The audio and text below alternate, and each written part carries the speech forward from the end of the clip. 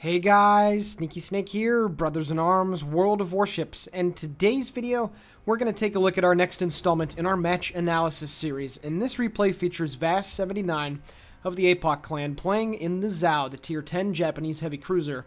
He's divvied up with his buddies Prometheus and Boot Camp, and they're playing in the Republique and the Zhao respectively, the Republique being the tier 10 French battleship, and they're playing some Epicenter here on the map Tears of the Desert.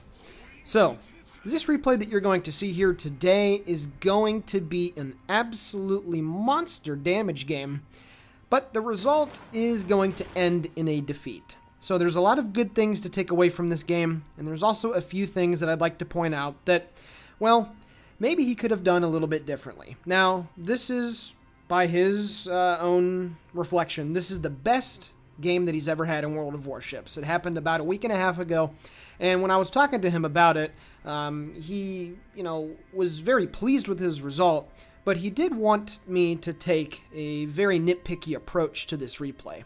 And I think that I've identified a few things during the course of the battle that maybe you guys could learn. And to be honest with you, this is higher damage than I've ever had, at least on the Random Battles server. I've mentioned it before. I think I had a 326k Zhao game a very long time ago on the PTS, but that was back when Stealth Fire was a thing.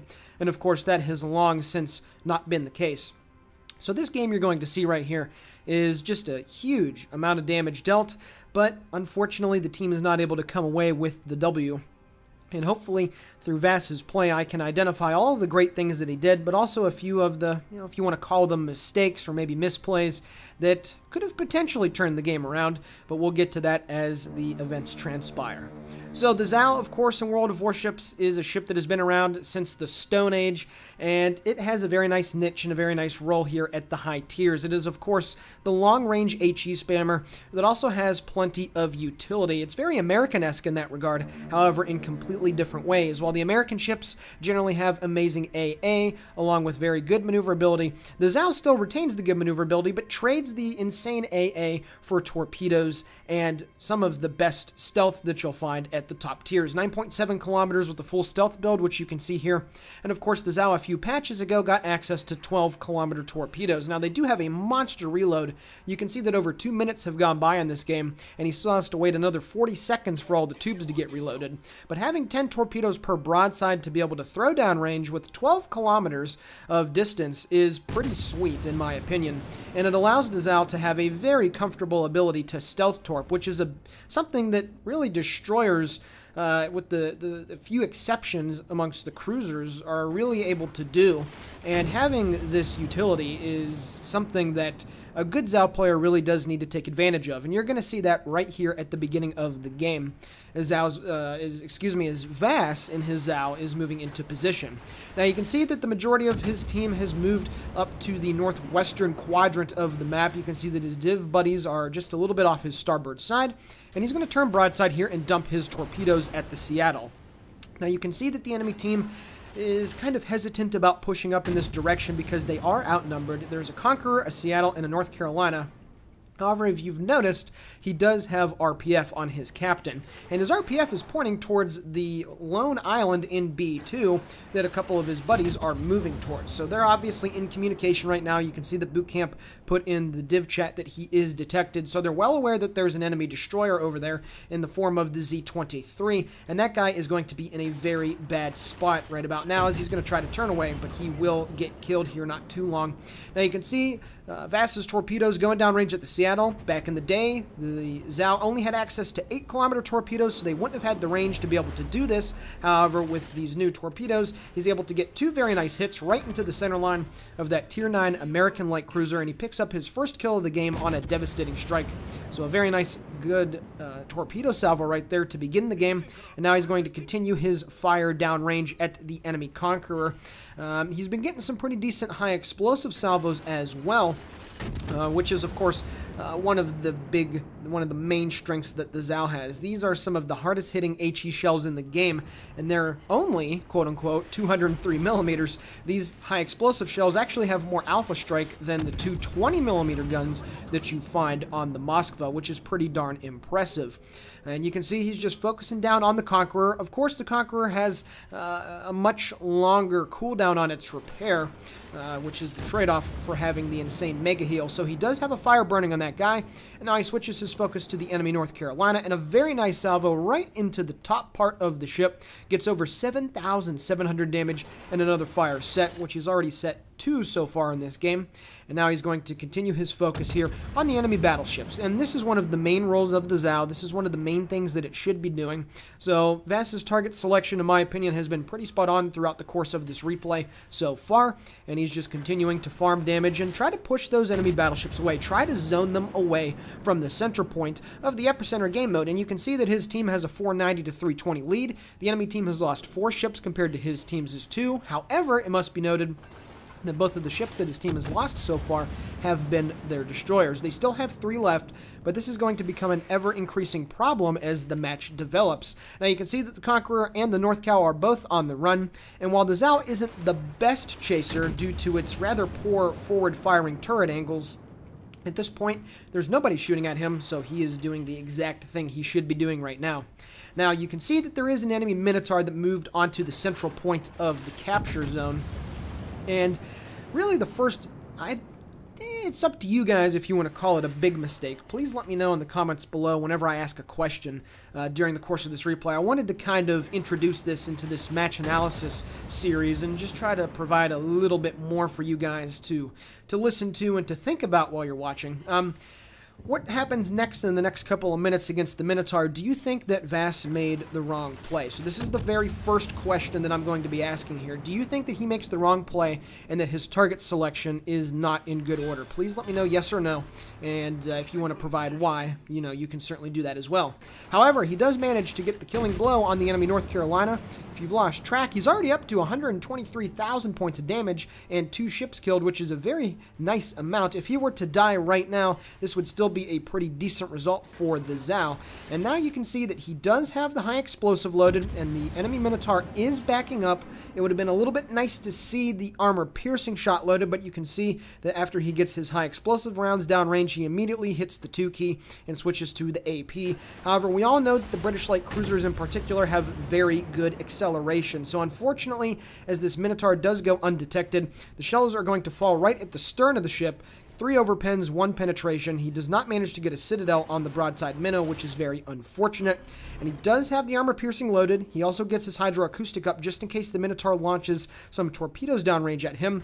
However, as he goes undetected here, the minnow is still not spotted.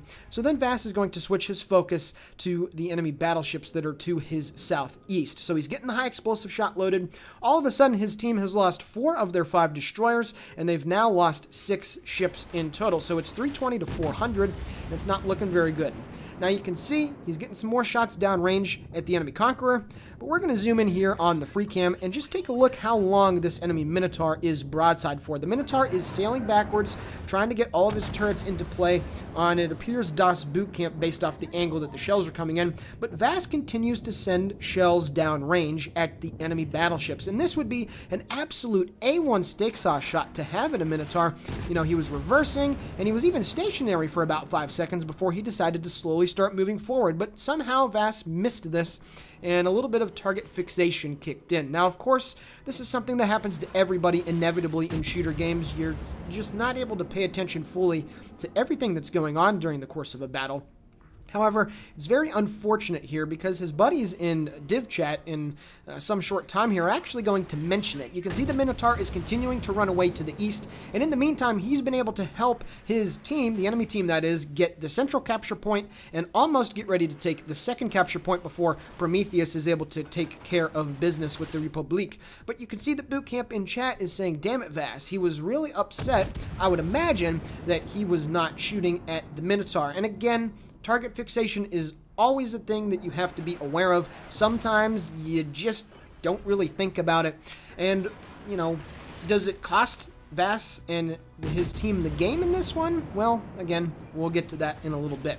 However, while he was missing the shots on the Minotaur, or not taking them, I should say, he is doing a very considerable amount of damage to the enemy battleships that are still roughly south-southeast right now. He's getting some shots at the enemy Yamato. However, the Conqueror over there on 14,700 hit points, as he does pick up the Witherer and is about ready to hit 200,000 points of damage, is about 20 kilometers away. And you can see that he's not using his heal right now. He does not have it up, and Vas does have a spotting aircraft ready to go, ready to use, which would give him plenty of range, about 22 kilometers, to be able to start engaging the Conqueror. And another thing, you can see that the Conqueror is about ready to run into his buddy in the Yamato, so he has to pull the brakes hard and he has to slow down. So he's going to be basically stationary right now as he gets chucked down to about 1,000 hit points. However, Vas continues to kite away as he finally realizes that it's time to turn in and help out his buddy Boot Camp over there, moving in towards those enemy battleships. And you know, I understand that this is what the Zao does best, and he's still getting some pretty good shots downrange, but I just feel like that the range of the engagement that he's at right now is just a little bit too far. You know, he could have had that Conqueror dead already if he would have used a spot plane and just gotten a couple decent salvos, because you remember, that Conqueror was chunked down to about 1,400 hit points before he used his Mega Heal, and all of a sudden that guy is up to about 30,000 hit points, which is just, well, unfortunate to say the least, and it's just another little case of either target fixation or not shooting at the right target. Now you can see there, it appears that Prometheus got a very meaty 20k salvo on the guy, but the point still stands. The Conqueror is still alive and he's still able to deal damage, and it would be a very big shame if that guy does manage to live for the rest of the game, when that is a kill that really should have happened. Anyway, more shells going downrange at the Yamato. Unfortunately, Boot Camp dies, but the friendly Yami takes care of the Conqueror, so that's two enemy ships that Vas could have gotten the kill on that eventually did get taken down, but it's just the small things. And like you said, my man, you wanted me to be a little bit nitpicky. I know you're watching this right now, so just letting you know, I think that the target prioritization could have been a little bit better, but overall, 226,000 damage, Witherer, high caliber already, with 8 minutes and 33 seconds left in the game, and this is still a very mighty fine result, but there's still plenty more that needs to be done in this replay. So what do you guys think? Do you think that he should have kept shooting at the Conqueror as he was moving away and kind of slowing down at about 14,000 hit points, or do you think that his target prioritization was actually good? Again, yes or no, and please let me know why below. So at this point, all of a sudden, the enemy team has jumped out to a massive lead of over 300 points, and they are gaining points very, very quickly. It's 691 to 345, and they have all 3 of the epicenter capture points. Now, something that must be mentioned here, you know, it's easy to think, well, what could I have done better to win the game? Some games are unfortunately unwinnable. It does not matter how good you do. It does not matter how much damage you do. It does not matter how many kills that you secure. Sometimes things just don't work out. Now you can see that there's an Asashio over there on about 2,800 hit points. Look at the grid square that he's at. I haven't really been paying attention while I've been doing this live commentary. You know, what exact grid squares that he's been at, but he's all the way down in I-8. And in the epicenter mode, even Japanese destroyers, it's something that you see way too often, and to a lesser degree, but still, you know, it happens a decent bit with other destroyer nations. Sometimes destroyers just don't like playing the caps. For whatever reason, they just think that, oh no, getting near the caps, it's going to be an absolute death sentence. I don't want to do this. I shouldn't be doing this.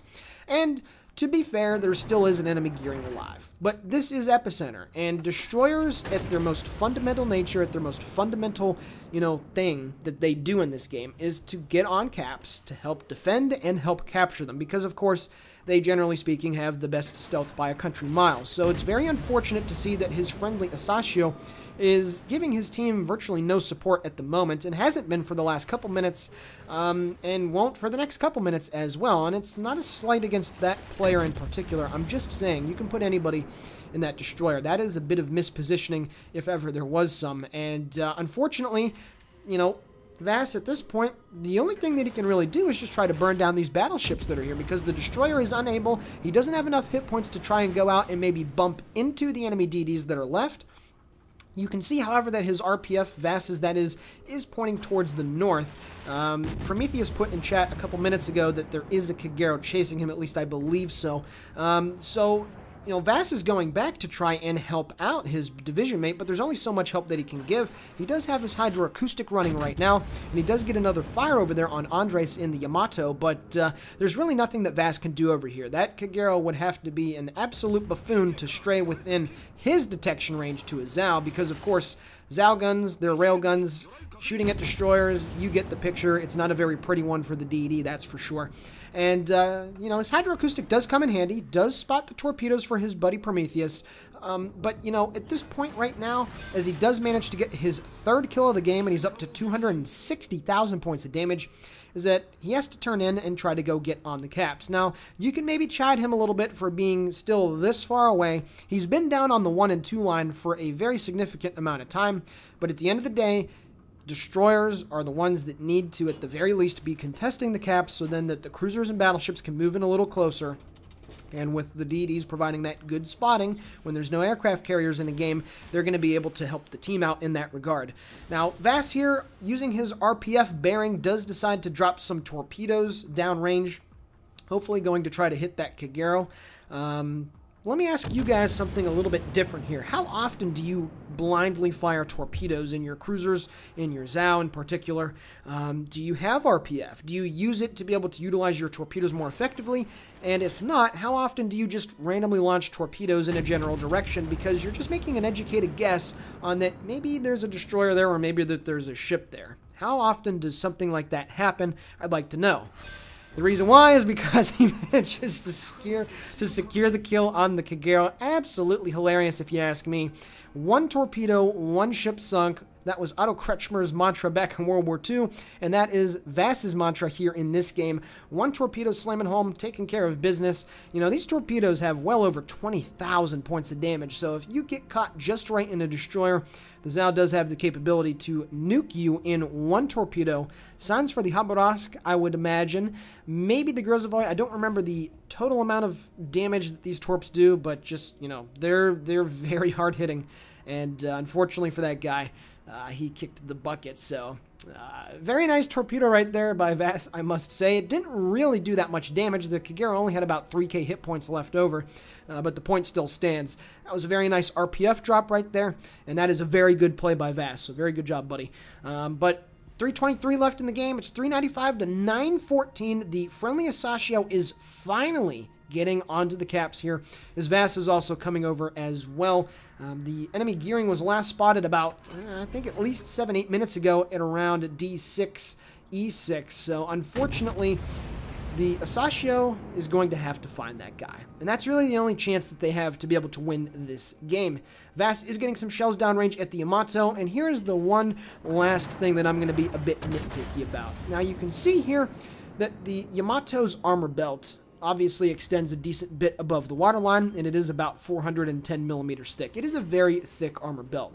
And you can see there on that last salvo, 5 of the 6 shells that hit broke. They did not have sufficient penetration to be able to get through the armor that it was presented with. And of course that makes sense. Shooting high explosive shells at any battleship armor belt, and honestly some cruisers, is a complete waste of time because it's just never going to penetrate. There's no spot in that armor belt that is, you know, not thick enough for it to be able to not penetrate. And you're going to see here on a few of these salvos that, well, Vas doesn't necessarily aim high enough, and there's going to be a few that do decent damage, but there's also going to be a few that just, you know, I feel that he could have gotten a little bit more out of it. Now, right there, he did over 4,000 points of damage, which was a very nice salvo, and the majority of the shells did penetrate the upper part. Now, of course, the upper belt, if you want to call it a belt, is much less thick, much significantly, to the point where, well, shells that do land just below the deck armor, but above the belt armor, that's the sweet spot for the high explosive when you're shooting on a target that is providing a broadside. However, another thing is that the Zao does have very frighteningly good AP. And in a situation like this angle that is provided, if you dump AP right into the very stern of the Yamato, and he is stationary, and at 11 kilometers, it's really not that difficult for a Zao to be able to hit that shot. Armor piercing at this angle would be able to go through the stern, and you can see that since it's unsaturated, he would be able to get a very significant amount of damage with the high explosive shells. Now, right there, a very good salvo. Once more into the superstructure, almost 5,000 damage, but unfortunately, he is just, there's just, I think, a little bit more damage that could have been done. Like right there, 5 shells broke. He was aiming right at the rear turret. Those high explosive shots are never going to be able to make that penetration. And just unfortunately, the next salvo going down range, a little bit bad RNG. So right there in 2 salvos, in about 25 seconds worth of time, he only dealt 600 damage to the Yamato. Now granted, there's only 42 seconds left, and even killing the Yamato is not going to win the game for them at the moment. But, you know, killing the Yami, at least you can send some salvos at the end of the game, because you can see that the gearing is not blind firing, he's shooting in his smoke screen as Vas is spotted. At the very least, you could get your rear turrets out and trying to blind fire into the smoke screen based off of where the shells were coming out. And unfortunately, because the Yami wasn't able to get killed, he was able to get his heal up, and he was able to get behind the island, so that is going to prevent any chance of a comeback here. Prometheus is trying to get around the corner to charge his butt down, but it's going to be a little bit too late here. And as the time goes out, what a defeat here on Tears of the Desert. Alrighty guys, taking a look now at the post-battle results. This is unfortunately the only screenshot that was gifted to me, and it's the personal score. 565,000 credits received, 3,000 total experience. This was not his first win of the day. He picked up Deathstrike, Dreadnought, Witherer, and High Caliber, dealing 313,218 points of damage off of 290 shell hits and 3 torpedoes. He sank 4 enemy ships, set 16 fires, 2 floods, 2 base defense ribbons, and 1 assisted base capture. This game was over 2,000 base experience on the losing team, which unfortunately ended in defeat. Now, those 3 particular mistakes or misplays, whatever you want to call it, that I pointed out, would they, if none of them would have happened, still resulted in a victory?